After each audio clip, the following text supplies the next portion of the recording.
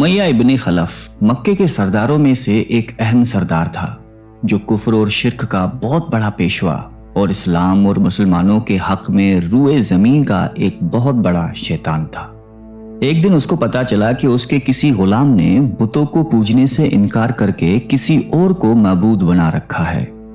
उसने गुलाम को फौरन बुलाकर यह पूछा कि मैंने सुना है कि तुमने कोई और माबूद बना लिया है, सच सच बताओ कि तुम किसकी इबादत करते हो। गुलाम ने कहा कि मोहम्मद सल्लल्लाहु अलैहि वसल्लम के खुदा की। उमय्या गुस्से से लाल पीला हो गया और कहने लगा कि मोहम्मद की खुदा की परस्तिश करने का यह मतलब हुआ कि तुम हमारे मुकद्दस बुतों के दुश्मन बन गए हो। सीधी तरह राह पे आ जाओ, वरना जिल्लत के साथ मारे जाओगे। मैं ये हरगिज बर्दाश्त नहीं कर सकता हूं कि तुम बुतों की पूजा करने वाले के गुलाम रहकर मोहम्मद के खुदा की परस्तिश करो। वो गुलाम जो तौहीद का सच्चे दिल से शेदाई हो चुका था, उसने बेधड़क उमय्या को जवाब दिया कि मेरे जिस्म पर तो तुम्हारा जोर चल सकता है, लेकिन मैं अपना दिल और अपनी जान मोहम्मद सल्लल्लाहु अलैहि वसल्लम और उसके खुदा के पास रख चुका हूं।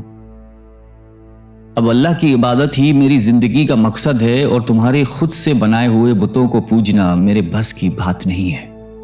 ये जवाब सुनकर उमय्या बिन खलफ गैज़ व गज़ब से दीवाना हो गया। एक गुलाम ने उसे बेधड़क जवाब दे दिया था। उसने कड़क कर कहा कि अच्छा, तो फिर अपनी बेदीनी का मजा चख, देखूंगा मैं कि मोहम्मद और उसका खुदा तुझे कैसे बचाते हैं। उमय्या के तशद्दुद शुरू हो गए। मक्का की जमीन गर्मी के सबब बड़ी मशहूर थी।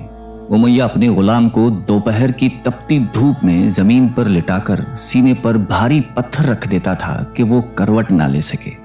फिर कहता था कि मोहम्मद के दीन से बाज आ जाओ, लेकिन इस जुल्म के बावजूद भी उस गुलाम के मुंह से सिवाय अहद के कुछ नहीं निकलता था। उमय्या मजीद गजबनाक होकर अजियतें मजीद बढ़ाता जाता। एक मर्तबा तो उमय्या ने जुल्म की इंतहा कर दी।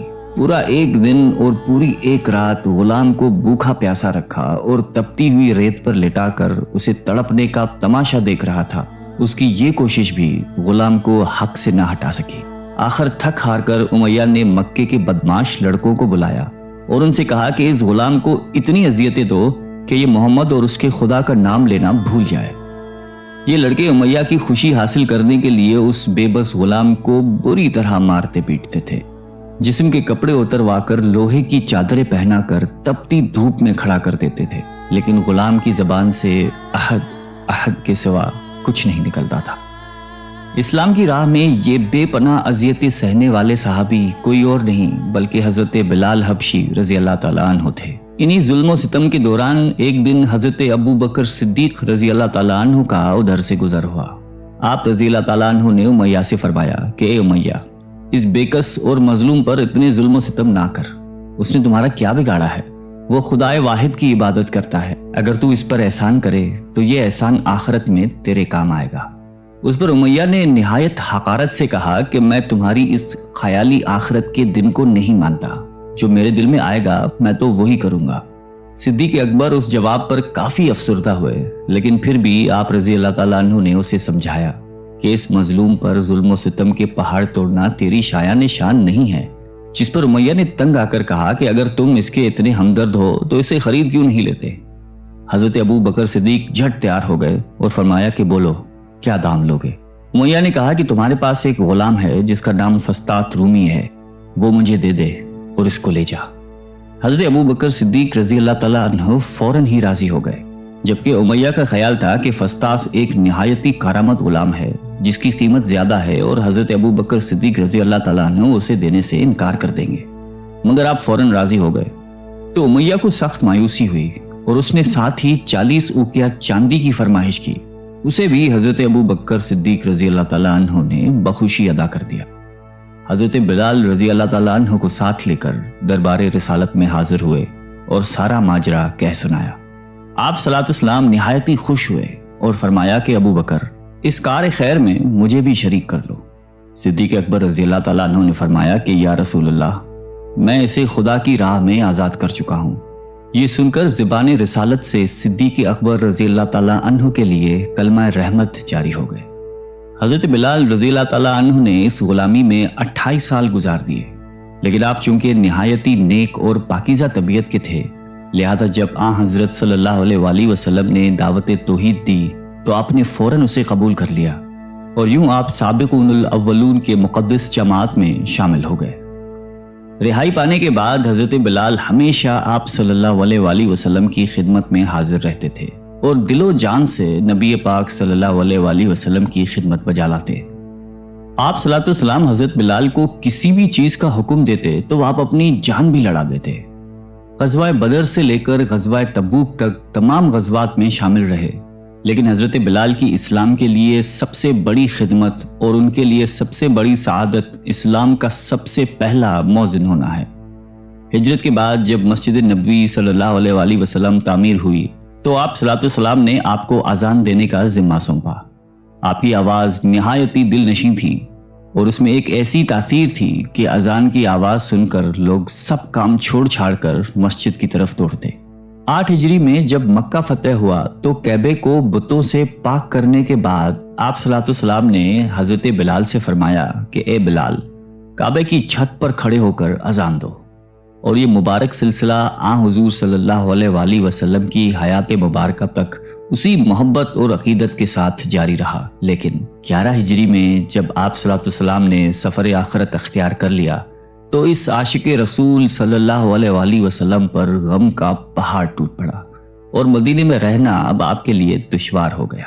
آپ کو ہر وقت پیارے نبی صلی اللہ علیہ وآلہ وسلم کی یاد ستاتی رہتی تھی۔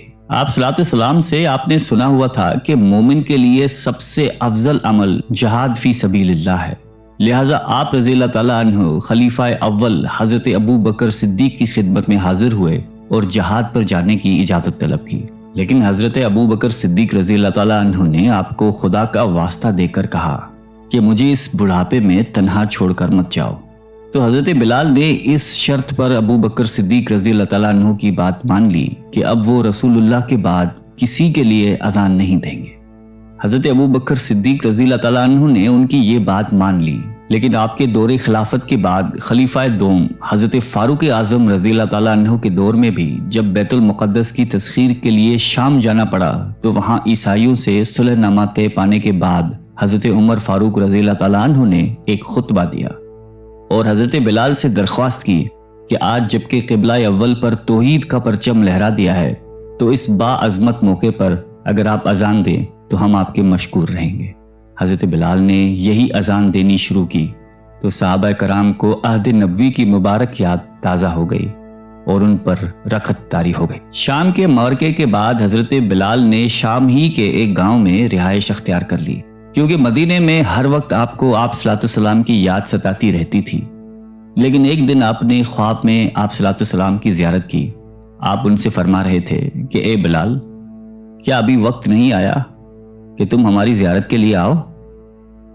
اس خواب نے آپ کو بہت تڑپا دیا اور آپ بےتاب ہو کر فوراً مدینے روانہ ہوئے۔ مدینے پہنچ کر حضرت بلال نے روزہ اقدس پر حاضری دی اور اس درد سے روئے کہ حاضرین بھی اشک بار ہو گئے۔ وہیں حضرت امام حسن رضی اللہ تعالیٰ عنہ اور حضرت حسین رضی اللہ تعالیٰ عنہ بھی موجود تھے۔ نانا کے پیارے نواسوں کو آپ نے اپنے ساتھ چمٹایا اور بے تحاشا چومنے لگے۔ حضرت حسن رضی اللہ تعالیٰ عنہ اور حسین رضی اللہ تعالیٰ عنہ نے آپ سے اذان فجر کی فرمائش کی، بھلا اس میں رد کرنے کی کہاں گنجائش تھی۔ اگلے دن جب فجر کا وقت ہوا تو آپ نے اذان دینی شروع کی۔ لوگوں کی عہد رسالت کی یاد تازہ ہو گئی اور لوگ اس طرح روتے ہوئے مسجد کی جانب چلنے لگے جیسے کہ نبی پاک صلی اللہ علیہ وآلہ وسلم کا دور واپس آ گیا ہو۔